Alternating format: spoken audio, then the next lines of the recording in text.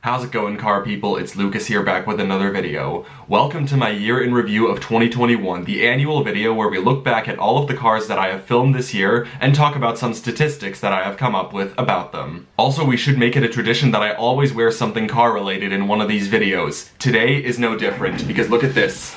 Those are a bunch of older Mercedes station wagons on the shirt that I'm wearing right now. It was one of my Christmas gifts, by the way, and it's really cool. Anyways, I don't think I need to say much more, so let's just jump right in with the statistics. I filmed a grand total of 18 cars in 2021, which isn't that much, but still better than last year where I only filmed 10. The average year among all of those cars was 2012. The oldest car was the Renault 16 TL, which was in 1976. And for the newest car, we actually have a tie between two 2021 models that I filmed, which were the Renault Trafic and the Mercedes-Benz C180 convertible. I filmed one compact hatchback this year, the Renault 16, 3 sedans, 1 compact and 2 full-size, 3 MPVs, among those there was 1 minivan, which was the Dodge Grand Caravan. I filmed 1 actual van, the Renault Trafic, 2 coupes, 2 convertibles, and 6 SUVs. Among those there was 1 subcompact, the BMW X2, 3 compacts, and 2 midsize SUVs. I filmed cars from 11 different brands this year. My most filmed brand was BMW with 4, following it was Mercedes-Benz with 3, following it were both Ford and Renault with 2 each, and for the remaining brands I only filmed 1 of. I filmed the most German cars this year with 10. I also filmed 3 American cars, 2 French cars, 1 Romanian car, the Dacia Docker, 1 Spanish car, the Cupra Ateca Performance, and 1 British car, the Jaguar F-Pace. Among all 18 cars that I filmed this year, 4 of them had a diesel engine. The remaining 14 all had a gas engine, and among those there was 1 plug-in hybrid car, which was the BMW X5 xDrive 45e M Sport. The car with the smallest engine that I filmed this year was the Opel Meriva, which had a 1.4-liter 4-cylinder. The one with the largest engine was the Mercedes-Benz 560 SEL, which had a 5.5-liter V8. In total, I filmed 11 cars with 4 cylinders, 5 with 6 cylinders, among those 3 had an inline 6, and 2 had a V6, which were the Volkswagen Phaeton and the Dodge Grand Caravan, and 2 cars had a V8.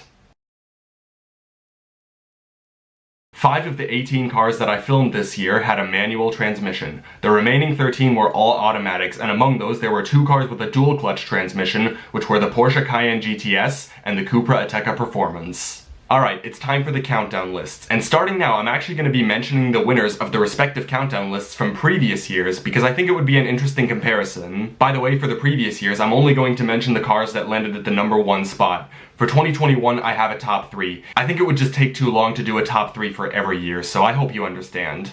So let's get started. Horsepower. The average horsepower of all the cars I filmed in 2021 was 246. For the least powerful cars, in 2018 we actually have a tie between the Fiat Panda and the Toyota Yaris, which both have 68 horsepower.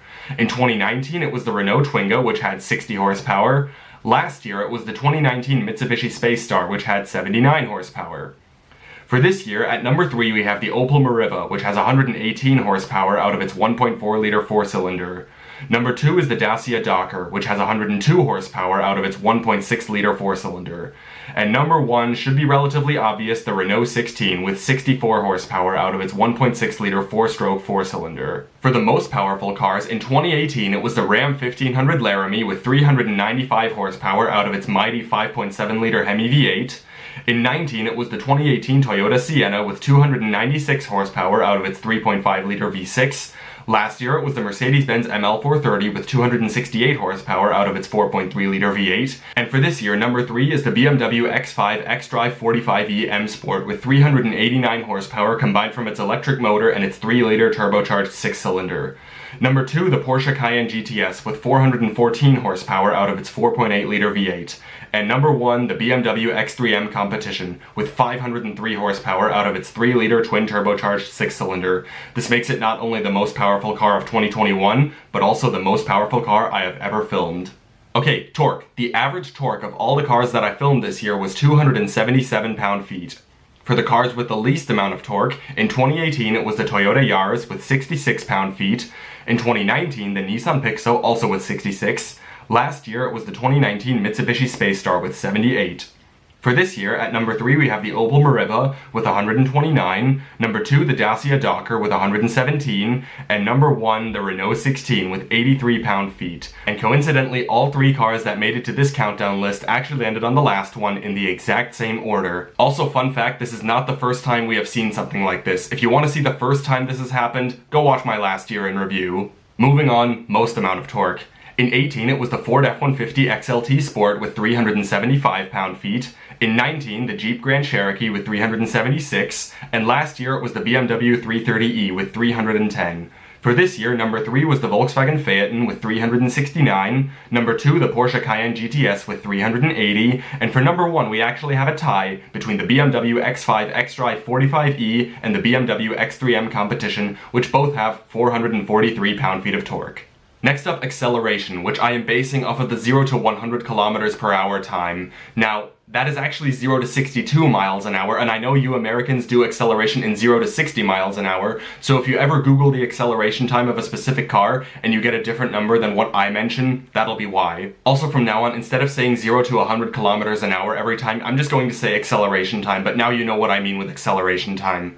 So, the average acceleration time of all the cars filmed in 2021 was 8.1 seconds. For the slowest acceleration in 2018 it was the Fiat Panda with 14.2 seconds.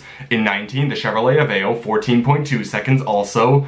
Last year the Land Rover Defender 15.8 seconds. And for this year, number 3 the Opel Meriva 12.5 seconds. Number 2 the Dacia Docker 12.7 seconds. And number 1 the Renault 16 15.6 seconds. Haven't we already seen this order? Fastest acceleration times. In 2018 it was the BMW M140i 4.2 seconds, 2019 the Volkswagen GTI 5.6 seconds, and 2020 the BMW 330e 6.1 seconds. As far as this year, for number 3 we actually have a tie between the BMW Z4 and the BMW X5 xDrive 45e, both with 5.6 seconds. For number 2, we also have a tie between the Ford Mustang EcoBoost Fastback and the Cupra Ateca Performance, both with 5.2 seconds. For number 1, we don't have a tie. We have a clear winner, and it's the BMW X3M Competition, 4.1 seconds. Top speeds. The average top speed of all the cars I filmed this year was 221 kilometers an hour. For the slowest top speeds, in 2018 it was the Toyota Yaris, which does 155 kilometers an hour. In 2019, the Renault Twingo, which does 151 kilometers an hour. And in 2020, it was the Land Rover Defender, which does a pathetically slow 131 kilometers an hour. Now for this year's top 3, I am a little bit confused because among the cars that landed on that list, one of them I actually do not know the exact top speed of. It's just an estimated top speed, so please forgive me if it's wrong. But anyways, it's actually number 3, the Renault Trafic, which I would estimate does around 175 to 180 kilometers an hour, but then again, I'm not so sure. For number 2 and number 1, I am pretty sure though that it is the correct top speed. Number 2 is the Dacia Docker, which does 170 kilometers an hour, and number 1, surprise surprise, the Renault 16, which does 150 kilometers an hour. For the fastest top speeds, in 18 it was the Porsche Boxster, which does 256 kilometers an hour. In 19, the Volkswagen GTI, which does 210 kilometers an hour. And in 2020, the BMW X1, which does 226 kilometers an hour. For this year's top 3, at number 3 is the Cupra Ateca Performance, 246 kilometers an hour. For number 2, we actually have a 3-way tie between the BMW Z4, the Mercedes-Benz 560 SEL, and the BMW X3M Competition, which either do or are limited to 250 kilometers an hour. And number 1 should be relatively obvious, the Porsche Cayenne GTS, which does 261 kilometers an hour. Okay, fuel economy, which by the way, I'm basing on the average fuel economy of all of the cars that I filmed this year. Whether you actually get that cannot be determined. Fuel economy heavily depends on how you drive. But let's do it anyways. The average fuel economy of all the cars that I filmed in 2021 was 8.3 liters per 100 kilometers.